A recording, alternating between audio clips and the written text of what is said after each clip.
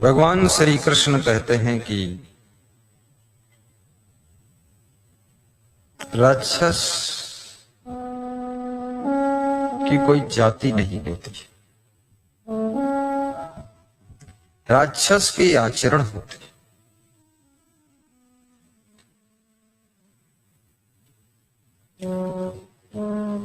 रावण का भाई विभीषण वो भी लंका में रहता है, लेकिन वो महान भक्त है।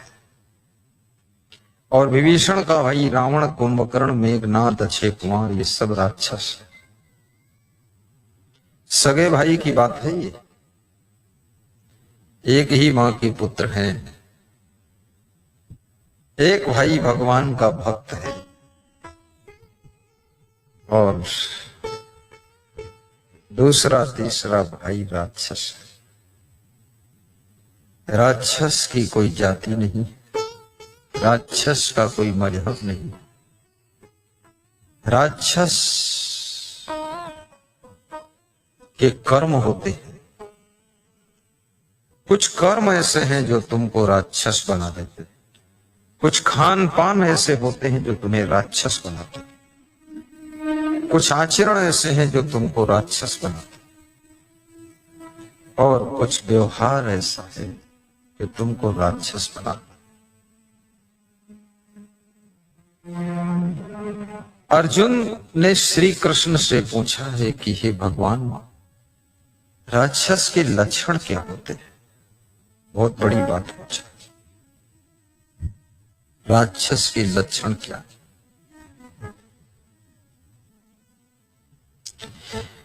श्री कृष्ण कहते हैं, अर्जुन,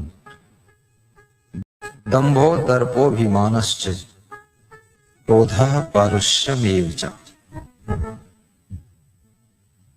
अज्ञानम चाभिजातस्य पार्थ संपदम आश्रयम्। ये श्रीमद् भगवत गीता का श्लोक है।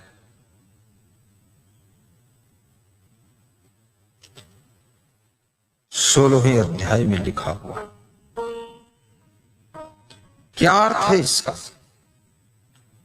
जो दंभ करता है वो राक्षस,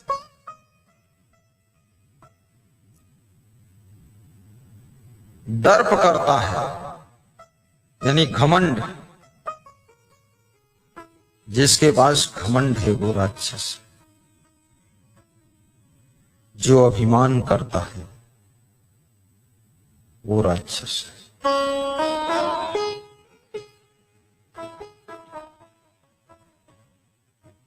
क्रोधा, जिसको भयंकर क्रोध आता है, जो क्रोध में अपना भी नुकसान कर लेता है, दूसरों का भी कर देता है। पारुष्यम एव च, जो गालियां बकता है, फूहड़ बातें करता है, गंदी बातें करता है, जिसके शब्द तलवार की धार से और गहरा वार करते, जिसकी बोली बंदूक की गोली का काम करती, वो राक्षस। अज्ञानम चाभिजातस्य पार्थ संपदम आश्रयम्। अज्ञान से उत्पन्न हुए आचरण जिनके हैं वे राक्षस बन जाते हैं। अज्ञान को कौन दूर करेगा? अज्ञान तिमिरांधस्य, अज्ञान रूपी रात्रि का नाश करने वाले कोई सद्गुरु के ज्ञान और विवेक का ही प्रभाव हो। ज्ञान, अज्ञान की रात्रि के अंधकार में सब जीव भटक रहे।